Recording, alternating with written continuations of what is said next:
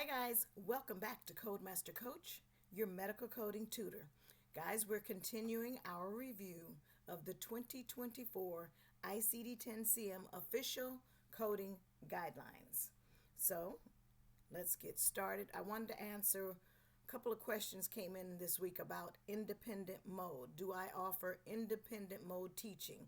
And yes, when I first set up Codemaster Coach, I wanted to be there holding your hand throughout the entire prep for CPC, but I've learned that not everybody wants their hand held. They just want the information. So in creating my full class mode classes, I did go back and I've got independent mode where classes are available for you to take at your own pace, and you just email me when you're ready to jump on Zoom should you have questions. Because remember, with this coding, you can go down a rabbit hole. You will think you are coding correctly, and you will be dead wrong. All right, so let's continue. We finished up last week, and we are up to chapter 15. So let's see. Yep, we're at chapter 15, pregnancy, childbirth, and the purpurium. And these codes can be found within categories O, the alphabet O, not the number, O00 through O9A. And we're going to start with the general rules for obstetric cases. And number 1 says codes from chapter 15 and sequencing priority.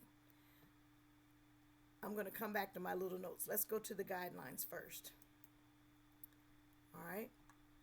Obstetric cases require codes from chapter 15. Codes in the range of O00 through O9A, pregnancy, childbirth, and the purpurium. Chapter 15 codes have sequencing priority over codes from other chapters.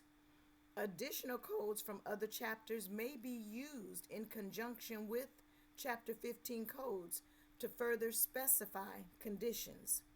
And should the provider document that the pregnancy is incidental to the encounter, then code Z33.1, pregnant state incidental, should be used in place of any chapter 15 codes. It is the provider's responsibility to state that the condition being treated is not affecting the pregnancy.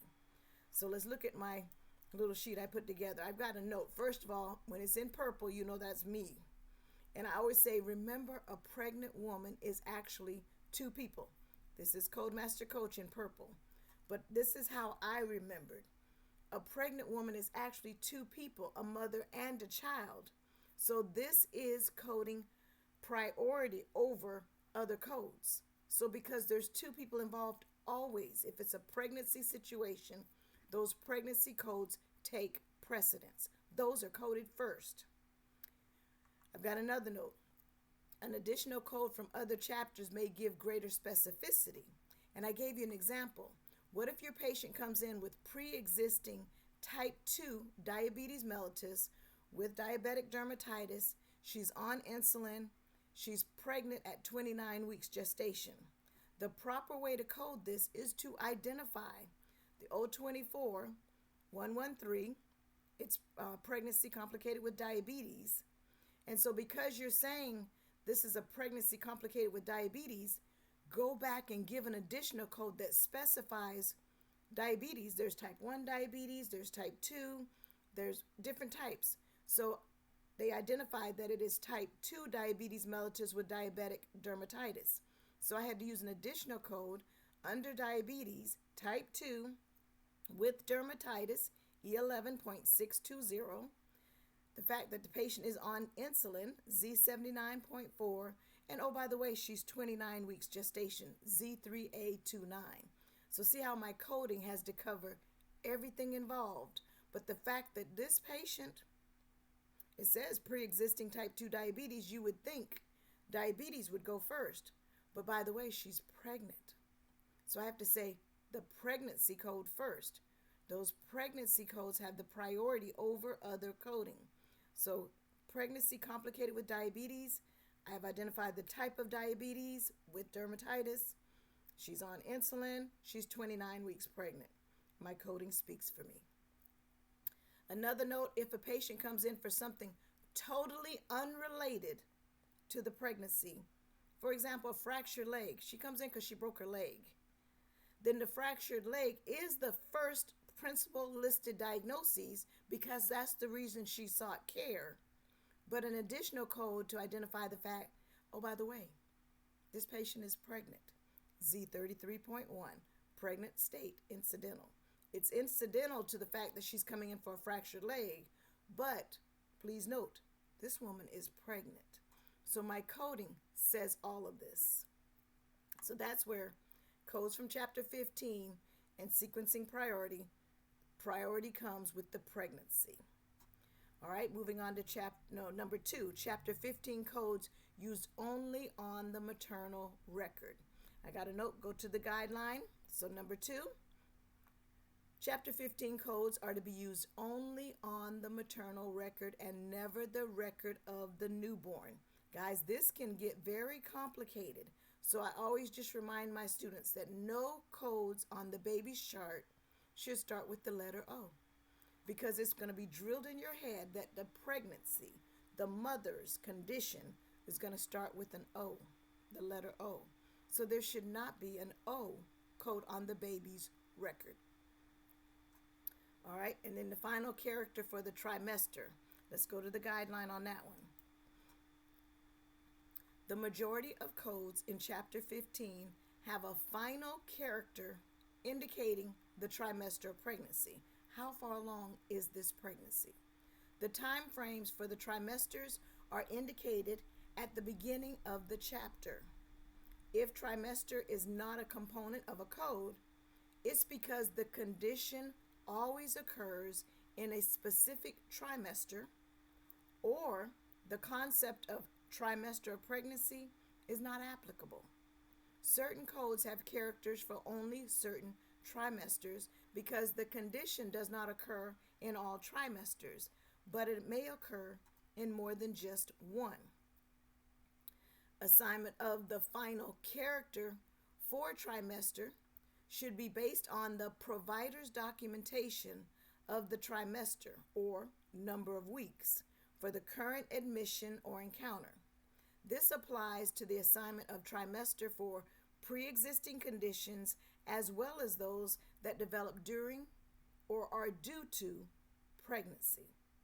The provider's documentation of the number of weeks may be used to assign the appropriate code identifying the trimester.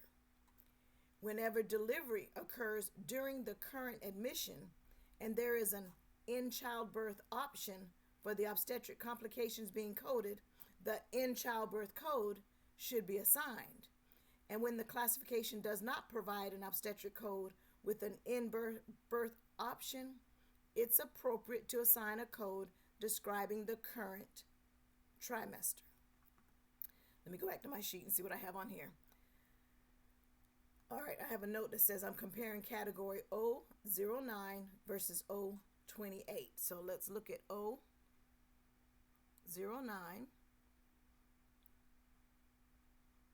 And notice all of these identify second trimester, third, first, second, third, first, second, third. See, they're identifying the trimester, first, second, third, all of these on both sides.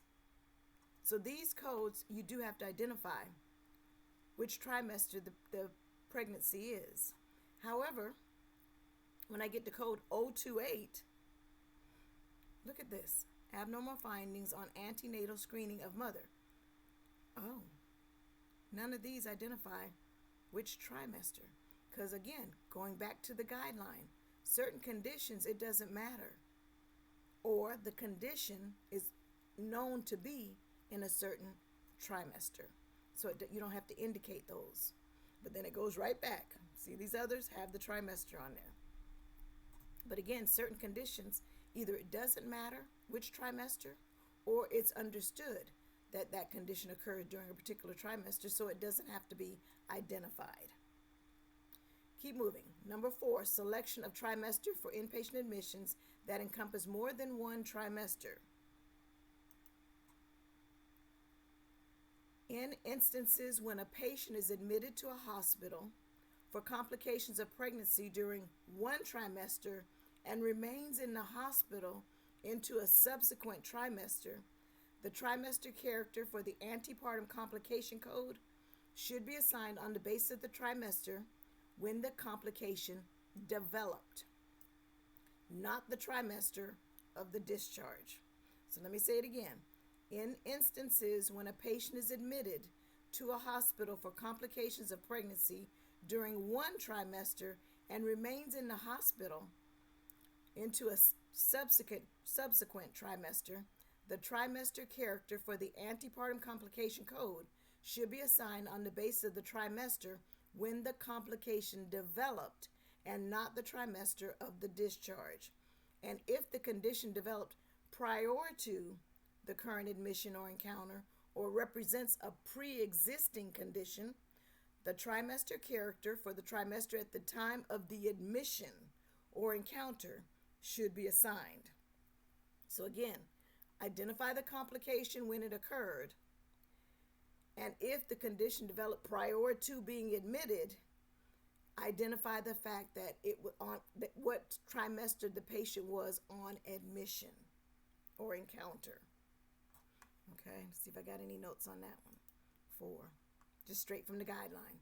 All right, 5, what if it's an unspecified trimester? Each category that includes codes for trimester has a code for unspecified trimester.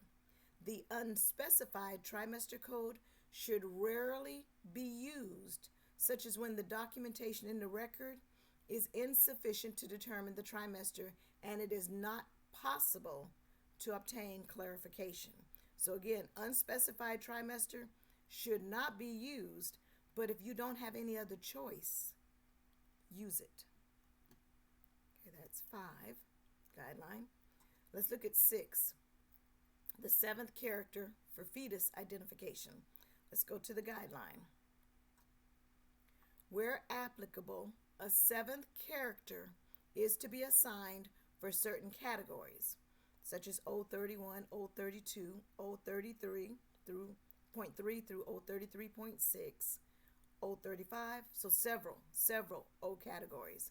Identify a 7th character to identify the fetus for which the complication code applies.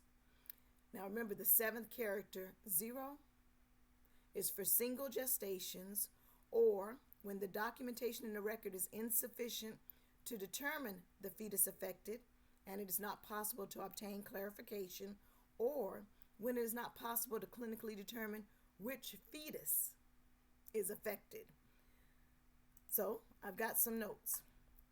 7th character must be identified in the tabular list because 7th characters are not identified in the alphabetic index.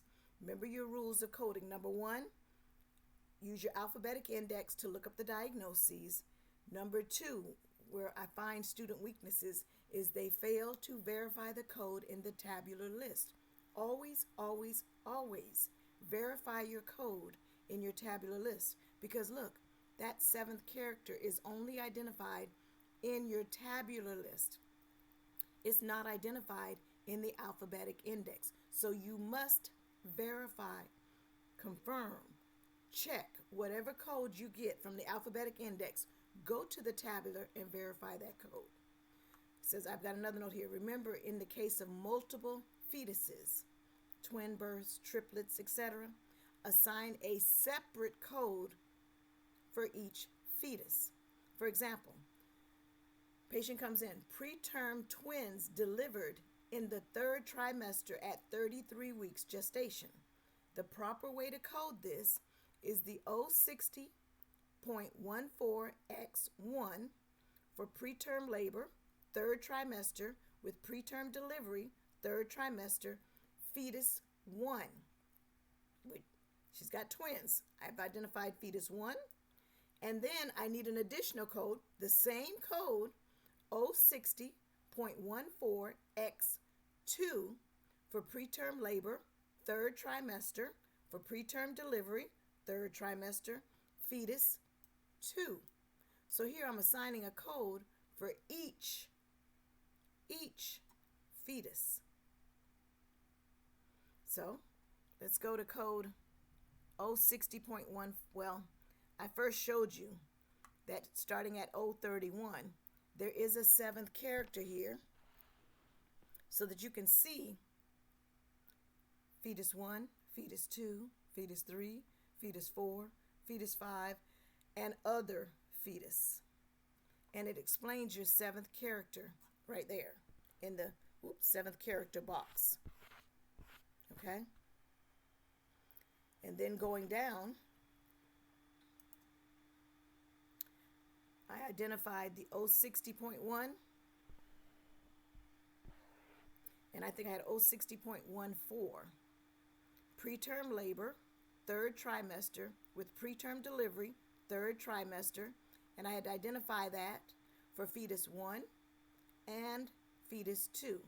Now, because again, the code is 06014, 5 digits, and this is the 7th character, I need to add the X for the 6th character and then identify my 7th character for fetus number 1 and fetus number 2. So that's why the coding said 060.14. Let me go back up here and show it to you again. 060.14 X1 and X2, fetus number 1 and fetus number 2 for the preterm delivery. Okay?